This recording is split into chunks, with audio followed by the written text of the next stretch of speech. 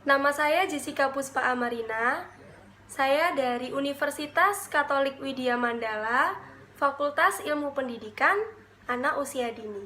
Kali ini di ujian akhir semester saya, dalam mata kuliah Perkembangan 2, saya ingin menyampaikan tentang hambatan perkembangan anak Down Syndrome. Tema yang akan saya bagikan adalah Parenting with Heart for Every Kids, yang bertujuan untuk membangun knowledge public and parents, atau yang dimaksud bertujuan untuk membangun pengetahuan orang luar atau lingkungan sekitar dan orang tua untuk memahami anak yang mengalami hambatan Down Syndrome. Kemudian, ada beberapa tujuan penyampaian di video kampanye kali ini. Yang pertama, saya bertujuan untuk memberikan informasi kepada orang tua, memberikan pengetahuan, dan menginspirasi orang tua untuk tetap mendukung anak-anak mereka yang memiliki hambatan perkembangan, khususnya Down Syndrome. Tujuan yang kedua adalah menjelaskan dan mengedukasi lingkungan sekitar maupun orang tua adanya berbagai kemungkinan penyebab anak dengan hambatan Down Syndrome. Tujuan yang ketiga yaitu memberikan informasi bagaimana peran masyarakat, peran guru, dan peran orang tua yang sebagaimana mestinya mengatasi dan menyikapi anak dengan hambatan perkembangan Down Syndrome. Sebelum saya akan menjelaskan tentang ciri-ciri anak Down Syndrome, peran guru, peran masyarakat, peran orang tua, ataupun penyebab dan cara mengatasinya, saya akan terlebih dahulu untuk menjelaskan tentang apa itu Down Syndrome atau hambatan perkembangan Down Syndrome. Down Syndrome adalah suatu kondisi keterlambatan fisik dan mental maupun intelektual anak yang sering disebut kognitif yang disebabkan oleh abnormalitas perkembangan kromosom yang ada di dalam tubuh anak. Kira-kira apa yang disebut dengan abnormalitas kromosom yang mengakibatkan hambatan perkembangan anak? Jadi, ketika ada satu salinan ekstra dari kromosom nomor 21, kromosom atau struktur berbentuk gen normalnya saling berpasangan dan diturunkan dari masing-masing orang tua. Nah, ketika ada kelebihan kromosom atau abnormalitas kromosom pada nomor 21, itu yang menyebabkan terjadinya hambatan perkembangan Down Syndrome. Seperti yang sudah saya sampaikan sebelumnya, kromosom anak atau yang ada dalam tubuh anak pasti diturunkan oleh orang tuanya.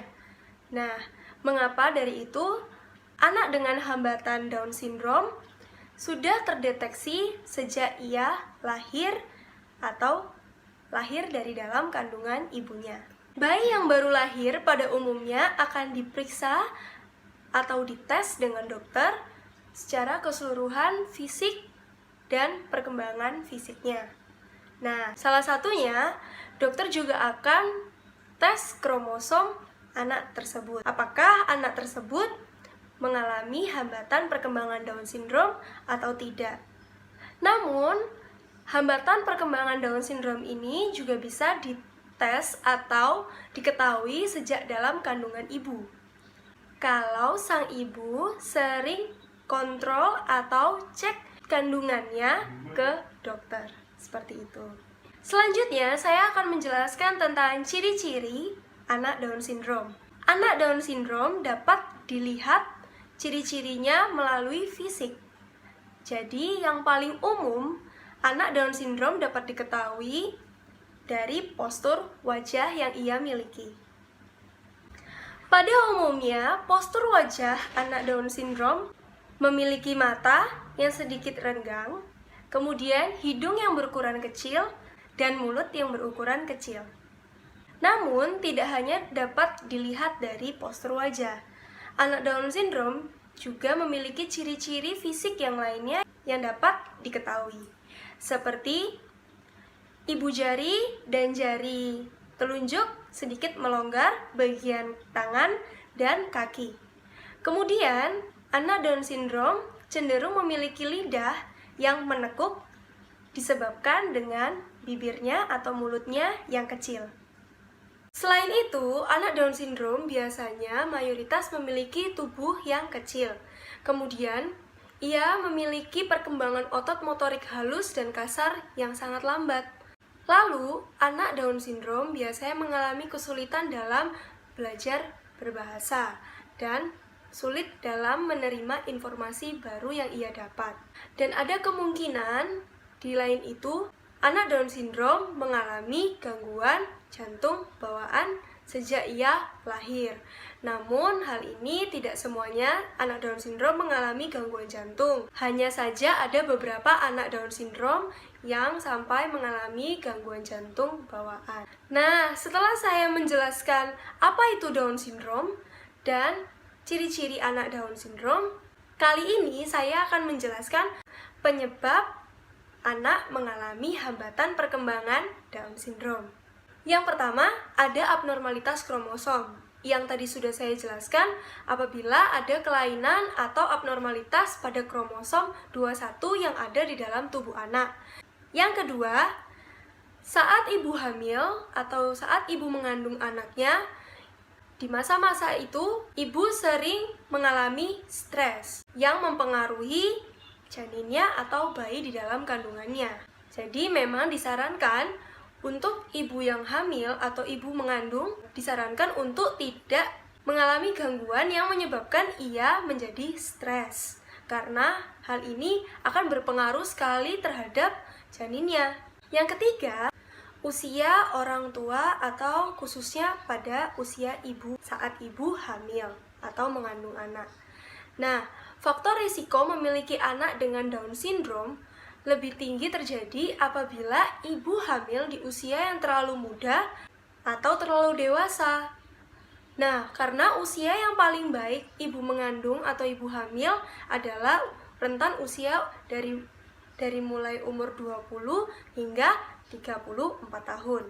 Yang keempat, ada pola hidup orang tua yang tidak sehat. Nah, contohnya seperti ibu yang merokok, atau ibu yang suka mengkonsumsi alkohol, atau obat-obatan yang tidak sesuai dengan resep dokter. Atau bisa jadi ibu yang tinggal di lingkungan yang tidak sehat atau tidak bersih, seperti banyaknya orang yang merokok di lingkungan tempat ibu tinggal, atau sebagainya, seperti itu. Yang kelima, ada faktor genetik. Jadi bisa saja dari ibu atau ayah yang keluarganya memiliki keturunan Down syndrome dan mempengaruhi anak saat ibu mengandung. Seperti itu. Kira-kira bagaimana ya cara mengatasi anak dengan hambatan Down syndrome? Nah, berikut adalah cara mengatasi anak dengan hambatan perkembangan Down syndrome. Ada terapi fisik, terapi bicara, terapi okupasi, terapi remedia, terapi sensori, terapi behavior atau tingkah laku, terapi kognitif, penerimaan dan kasih sayang dari lingkungannya, dan pemberian fasilitas serta kesempatan bagi anak berkebutuhan khusus. Oh, begitu. Lalu, itu maksudnya seperti apa ya? Nah, kali ini saya akan menjelaskan berbagai cara mengatasi hambatan perkembangan anak Down syndrome. Nah, tadi banyak disebutkan cara mengatasinya adalah dengan terapi. Nah, terapi ada bermacam-macam. Nah, terapi sendiri harus dilakukan dengan seseorang yang sudah ahli dan sudah bersertifikat. Nah, semua terapi yang dilakukan pastinya akan membantu anak dan menstimulasi anak untuk mengejar aspek perkembangannya yang terlambat. Nah, seperti berbahasa, kognitif, fisik motorik, sosial emosional anak, agama moral, maupun keseniannya. Selain bentuk stimulasi dari terapi yang diberikan kepada anak tetap membutuhkan peran orang tua yang mendukung dirinya. Nah, peran orang tua yang sangat penting bagi perkembangan anak yaitu dengan cara menerima hambatan perkembangan yang dialami oleh anak. Kemudian, orang tua layaknya mengasuh, merawat, membimbing anak, memberikan fasilitas, serta mendukung minat dan prestasi yang dimiliki oleh anak. Selain dukungan dan peran dari orang tua, pastinya anak juga membutuhkan peran seorang guru. Nah, guru di sini yang pastinya harus mendukung proses perkembangan anak. Nah, seperti apabila anak di terapi ia belajar tentang kosakata atau agar menambah kosakata bahasanya. Nah, maka sebaiknya di sekolah, guru juga bekerja sama dengan tempat terapi yang sama-sama mendukung perkembangan anak dan dapat mengejar keterlambatannya dengan cepat. Kemudian, guru juga layaknya harus memberikan kesempatan kepada anak yang berkebutuhan khusus, seperti memberikan kesempatan kepada muridnya yang lain. Jadi, guru tidak membeda-bedakan anak muridnya, tetapi harus memberikan kesempatan sama rata. Dan yang paling penting, sebagai guru harus memberikan kasih sayang kepada anak muridnya. Nah, yang selanjutnya, kali ini saya akan membahas bagaimana sudut pandang yang seharusnya masyarakat berikan kepada anak dengan hambatan perkembangan Down syndrome ataupun anak yang mengalami hambatan perkembangan yang disebut juga anak berkebutuhan khusus. Nah, sebagai masyarakat harusnya mendukung dan menerima kondisi anak. Kemudian, masyarakat juga dapat membantu anak untuk mengembangkan sosialisasinya. Nah, jadi anak tidak hanya belajar bersosialisasi atau berbahasa di tempat terapi atau di sekolah, melainkan dalam masyarakat atau lingkungan sekitar, ia juga dapat mengembangkan kemampuan sosialisasi dan bahasanya. Nah, berikut adalah kampanye yang saya sampaikan untuk ujian akhir semester mata kuliah perkembangan 2. Pemahaman tentang hambatan perkembangan anak Down syndrome, yang dimana peran orang tua, peran guru, dan peran masyarakat sangat penting dalam kehidupan anak dan berpengaruh untuk proses perkembangan anak. Terima kasih.